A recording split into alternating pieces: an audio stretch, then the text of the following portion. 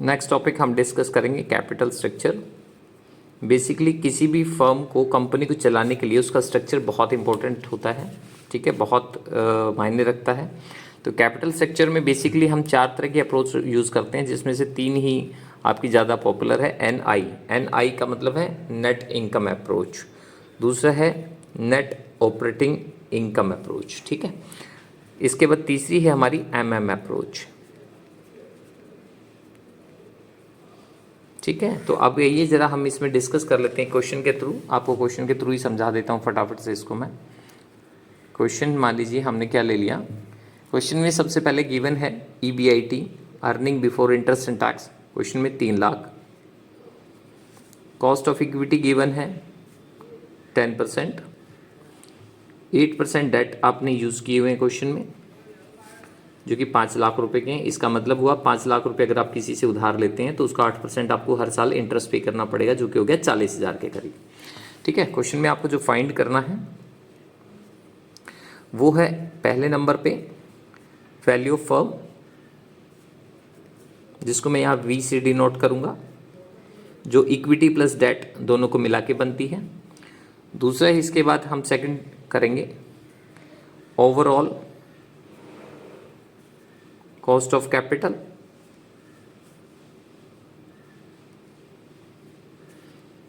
ठीक है। तो ये 2 चीज़ें हमें कैलकुलेट करनी है। तो सबसे पहले आइए ज़रा हम करते हैं, आंसर निकाल लेते हैं यहाँ पर क्वेश्चन में। सबसे पहले आपको क्या करना है, फर्स्ट स्टेप से चलेंगे आप, चाहे क्वेश्चन कैसा भी क्यों ना जाए। सबसे पहले हमेशा लिखना है EBIT, earning before interest and tax. Question में 3 लाख रुपए दिया रहेगा, मतलब दिया है।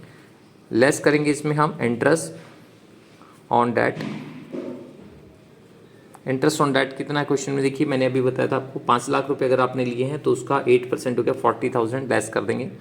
5 की जगह अगर ये 6 हो जाए तो 6 का 8% निकाल लेना, जो भी होगा 40,000। लेस करने के बाद जो अमाउंट आ गई ये आ गई आपकी 2,60,000। अगर क्वेश्चन में टैक्स नहीं है तो आप क्या करेंगे, 260 जो बचा हुआ अमाउंट है ये किसको दे देंगे आप, इक्विटी शेयर होल्डर को। तो इसलिए कॉस्ट ऑफ इक्विटी क्वेश्चन में गिवन था आपका 10%, यानी कि ये किसको रिप्रेजेंट कर रहा है, 10% को कर रहा है। तो कॉस्ट ऑफ इक्विटी है आपका 10%। तो इसकी हेल्प से आप निकाल सकते हैं वैल्यू ऑफ इक्विटी। तो वैल्यू ऑफ इक्विटी के लिए आपने क्या करना है, जो आपकी नेट इनकम बच गई NI जो यहाँ पे लिखा है, अपॉन में कर देंगे हम कॉस्ट ऑफ इक्विटी। इनकम है आपकी 2,60,000 डिवाइडेड बाई 10% अगर मैं करूं तो ये आ गया आपका 26 लाख रुपए। इसका मतलब है कि आपका टोटल जो इक्विटी का फंड है वो टोटल 26 लाख रुपए, 26 लाख है, ठीक है।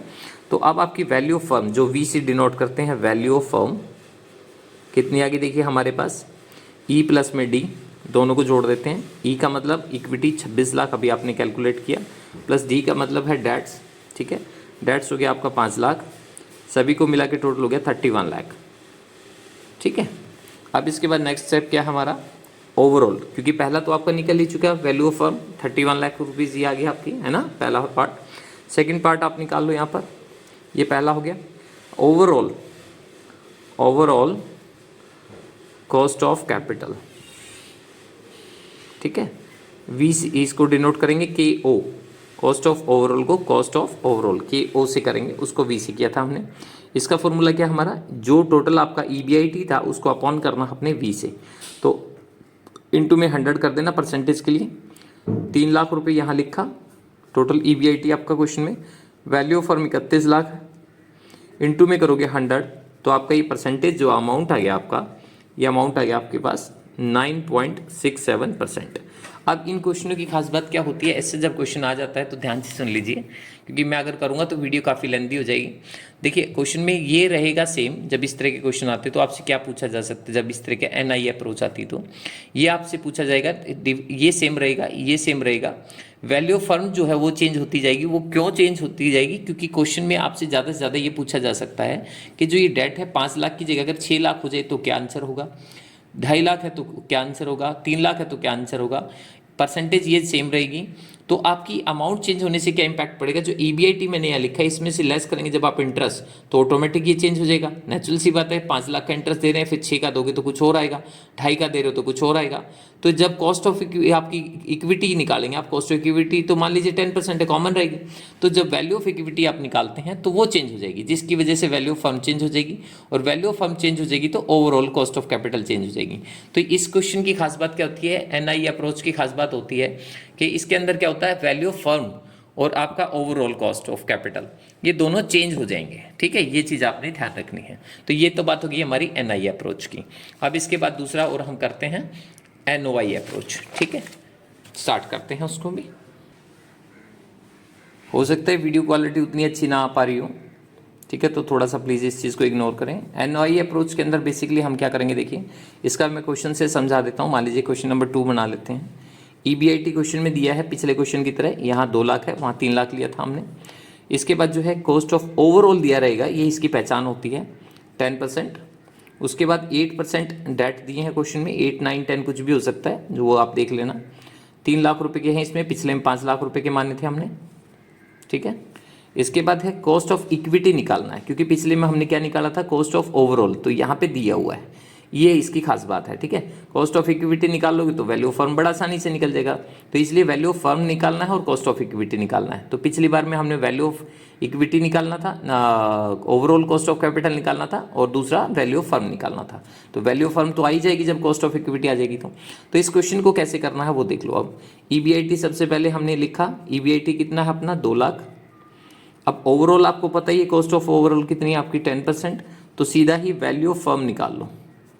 वैल्यू ऑफ फर्म कैसे निकलेगी, इसके लिए आप क्या करेंगे, जो मैंने पिछले क्वेश्चन में बताया था, ईबीआईटी को अपॉन कर दो किससे, आपकी जो कॉस्ट ऑफ इक्विटी ये यहाँ पे ओवरऑल दिया है।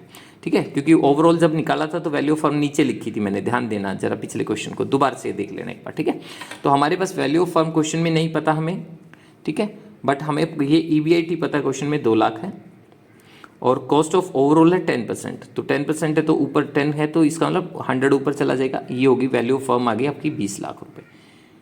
ठीक है, एक जीरो ज़्यादा लगा दी मैंने, 20 लाख रुपए आपकी वैल्यू ऑफ फर्म आ गई। अब चूंकि आपको डेट्स पता है क्वेश्चन में कितने हैं आपके, 3 लाख रुपए के, अगर मैं इसमें से लेस कर दूं, वैल्यू ऑफ फर्म में से डेट लेस कर दूं, तो इक्विटी आ जाएगा, जो कितना आ गया, इक्विटी इक्वल टू आ गया 17 लाख। 17 लाख क्यों, क्योंकि टोटल वैल्यू आपकी 20 लाख ये निकाली हमने, और इसमें से डेट 3 लाख रुपए के हटा दूं, तो इसका मतलब मेरी इक्विटी आएगी 17 लाख। अब उसके बाद क्या होगा, कॉस्ट ऑफ इक्विटी निकाल लो। तो आपने क्या करना है, 2 लाख रुपए आपने ले रखे हैं, देखो ईबीआईटी 2 लाख रुपए दिखा रहा है, ये 2 लाख रुपए, इसमें से 3 लाख रुपए का 8% 24,000 अगर आप पे कर दोगे, इसमें से 24,000 अगर आप पे कर दोगे, तो कितना अमाउंट कितना बचा आपके पास, 24,000 लेस कर दो, और लेस करने के बाद जो अमाउंट आएगा ना आप लोगों का, तो कॉस्ट ऑफ इक्विटी कितना रह जाएगा आपके पास, अमाउंट कितना रह जाएगा, 1,76,000 रह जाएगा, है ना। तो जो अमाउंट आपके पास बच गई टोटल जो शेयर होल्डर को देने के लिए, ठीक है, वो अमाउंट आप यहाँ पे लिख देंगे, जिसको हम नेट इनकम बोलेंगे। ठीक है, जैसे लास्ट क्वेश्चन में मैंने बोला था।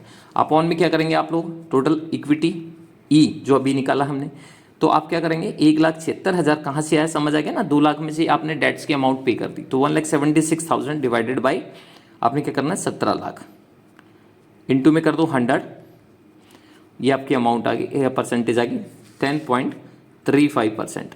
अब इसमें और उस अप्रोच में क्या डिफरेंस है, थोड़ा सा ध्यान से समझ लेना।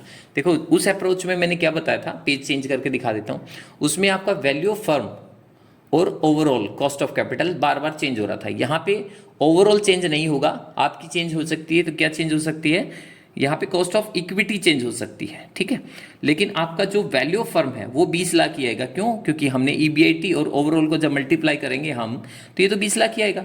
तो वैल्यू ऑफ फर्म चेंज नहीं होगी, ना ही ओवरऑल चेंज होगी, उसमें वैल्यू ऑफ फर्म और ओवरऑल दोनों चेंज होंगी। यहाँ पे इक्विटी चेंज होगी, आपको ये ध्यान रखना है। डेट चेंज हो सकते हैं, इक्विटी चेंज हो सकती है, बट टोटल चेंज नहीं हो सकता है, ये इस चीज़ का आपने ध्यान रखना है। तो क्वेश्चन में अगर ये तो मैंने एग्जाम्पल लेके दिया था कि डेट 3 लाख के हैं, तो हो सकता है यहाँ 3 की बजाय आपसे 5 पूछ ले, दोबारा फिर पूछ ले कि क्या ये मतलब डिफर हो सकता है आंसर आपका। अगर मान लीजिए 3 लाख की जगह 5 लाख हो जाए, तो 5 लाख की जगह मान लो 6 लाख हो जाए, तो 6 लाख की जगह 3 लाख हो जाए, तो मतलब डिफर आंसर हो सकता है, तो अगर तो आपने वो डिफरेंस बता देना है कि वैल्यू ऑफ फर्म तो चेंज नहीं होगी, बट हमारी क्या चेंज हो जाएगी, डेट और इक्विटी चेंज हो जाएगी। तो इस चीज़ को, क्वेश्चन को आप इस तरीके से समझ के करें। Thank you so much, thank you.